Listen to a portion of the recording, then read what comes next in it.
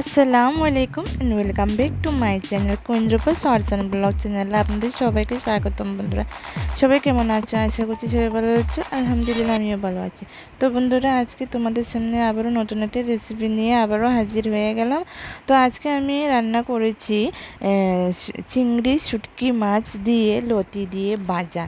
তো দেখে নাও আমি কিভাবে রান্না করেছি বন্ধুরা। তো দেখে নাও এখানে আমি একটুখানি চিংড়ি মাছ আরই চিংড়ি শুটকিটাকে এভাবে শুকানো আরই বাজার থেকে কিনে এনেছি আমি।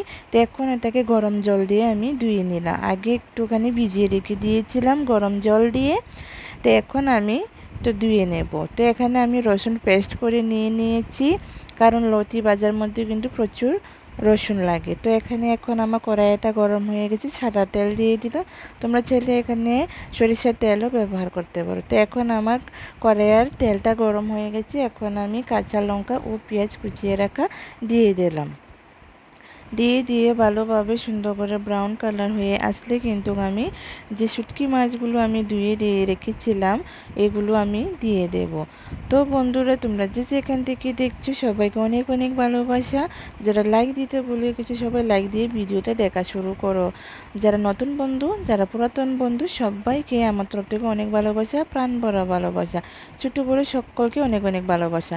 তা আমার পেঁয়াজটা কিন্তু দেখে নাও ভাজা হয়ে গেছে। এখন আমি যে ধুয়ে রেখেছিলাম শুটকিগুলো এখন দিয়ে দেবো। শুটকি বলতে চিংড়ি শুটকিগুলো। তো চিংড়ি শুটকিগুলো আমি এখন দিয়ে দিলাম ভালোভাবে সুন্দর করে। এখন আমি ভাজা করে নেব।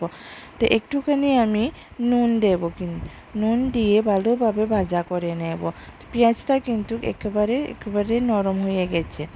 তো বন্ধুরা সবাইকে অনেক অনেক ভালোবাসা। সবাই ফুল ওয়াচ করবে, কেউ স্কিপ করে দেখবে না, সবাইকে অনুরোধ রইল। তো এখন আমি নুন একটু দিয়ে দিলাম, একটুখানি নুন একটুখানি হলুদ দিয়ে প্রথমে আমি এই চিংড়ি শুটকিটাকে আমি ভালোভাবে ভাজা করে নেব। আপনারা চাইলে শুটকি চিংড়ি জ্যান্ত চিংড়ি মাছ দিয়েও কিন্তু রান্না করতে পারেন, চিংড়ি মাছ দিয়েও। তো আমি এখানে শুটকিটা ব্যবহার করছি। আমার কাছে চিংড়িটা ছিল না, আরই চিংড়ি শুটকি ছাড়া এটা ছিল না। তা আমার কাছে শুটকিটাই ছিল। চিংড়ি শুটকি দিয়েও কিন্তু খেতে ভালোই লাগে, বেশ ভালোই মানায় লতি, কচুর লতি। তো আমার যে কচুর লতিটা কিন্তু আমি কিনে আনিনি বাজার থেকে। এটা কিন্তু আমাদের বাড়ির পাশে আনাচে একটা জায়গায় হয়েছিল। তো এটাই আমি কুড়িয়ে এনে তো এভাবে প্রথমে আমি কেটে ধুয়ে নিয়েছি কচুর লতিটাকে। দেখে না তোমরা তো দেখে বুঝতেই পারছো। বাজার থেকে যদি কেনা হতো তাহলে কিন্তু আরও মোটা মোটা হতো, আর খেতেও কিন্তু হতো আরই। তো জল কচুর ডোগা লতি। তো এটা কিন্তু বন্য কচুর লতি হয়, যে কচু এ বন্য কচুর লতি। তো বন্ধুরা আমি লতিটা কিন্তু দিয়ে দিলাম। এখানে আমি কোনো ঢাকা চাপা দেবো না, কেননা ঢাকা চাপা দিলে কিন্তু লতিটা একেবারে সেদ্ধ হয়ে গলে যাবে, একেবারে ভেঙে চুরমার হয়ে যাবে। তো এখানে 2-4 চামচ আমি রসুন ব্যবহার করছি। তো অবশ্যই কিন্তু রসুনটা কিন্তু খেয়াল রাখতে হবে, বেশি করে দিতে হবে, কেননা রসুন না দিলে কিন্তু গলা ধরবে বা গলা চুলকাতে পারে কিন্তু লতি, কেননা কচুর লতি। তো একটুখানি আবারও আমি হলুদ দিয়ে দিলাম, একটুখানি লঙ্কা গুঁড়ো দিয়ে দিলাম। এখানে আমি জিরা ধনিয়া এসব কিছু ইউজ করব না, কেননা এটা শুটকি দিয়ে রান্না করছি।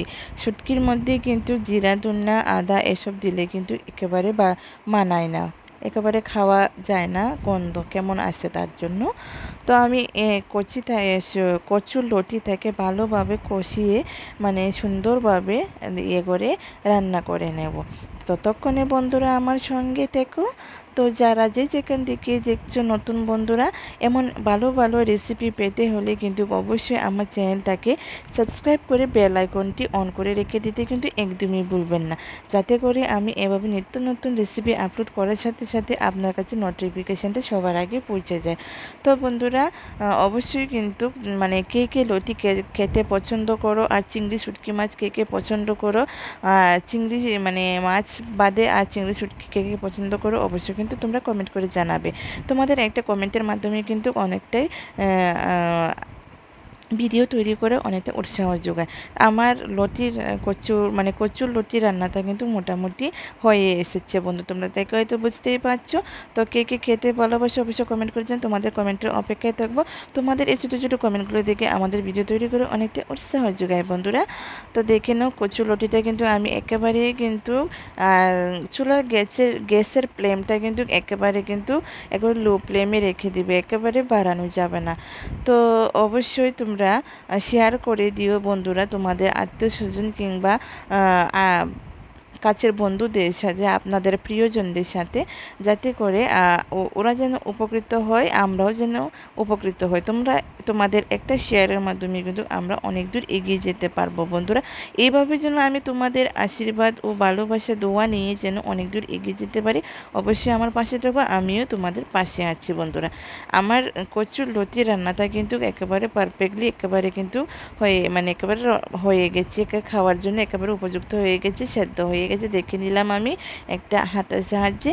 তো বন্ধুরা আমার মতো এভাবে কচুর লতি যদি তোমরা রান্না করো, তোমাদের বাড়িতে কিন্তু ছোটো বড়ো সবাই কিন্তু খেতে পছন্দই করবে। গরম ভাতের সাথে কিন্তু একেবারে খুবই ভালো লাগে। অবশ্যই কিন্তু তোমরা একবার হলো ট্রাই করে দেখবেন। আশা করছি তোমাদের পরিবারের সকলেই পছন্দই করবে। সেদ্ধ হয়ে গেছে আমার লতিগুলো, দেখো লতিগুলো কিন্তু একেবারে একটাও কিন্তু ভাঙ্গেনি বা কিংবা একটু কিন্তু ভর্তা এমন হয়নি, কিন্তু গলে যায়নি। যেগুলো আমি দেখেছিলাম ওইগুলো কিন্তু গলিয়ে গেছে, সেদ্ধ হয়ে গেছে। আমার কিন্তু রান্নাটা একেবারে ফাইনালি কমপ্লিট হয়ে গেছে, খাবার উপযুক্ত হয়ে গেছে বন্ধুরা। তো অবশ্যই তোমরাও একবার হলো ট্রাই করবে বন্ধুরা। দেখে নাও খুব সুন্দর কালার হয়েছে, খেতেও কিন্তু খুবই দারুণ হয়েছে। গরম গরম ভাতের সাথে কিন্তু খুবই ভালোই মানায়। তো বন্ধুরা তোমরাও একবার হলো ট্রাই করবে। তো বন্ধুরা ভিডিওতে আমি বেশি একটা বড় করছি না, আবারও নতুন একটা রেসিপি কিংবা একটা ব্লগ ভিডিওর সাথে দেখা হচ্ছে। ততক্ষণে তোমরা সবাই ভালো থেকো, সুস্থ থেকো। থ্যাংকস ফর ওয়াচিং বন্ধুরা। আসসালামু আলাইকুম। স্টে টিউন বন্ধুরা। Tata bye bye. অবশ্যই কমেন্ট করে দিও। Tata bye bye.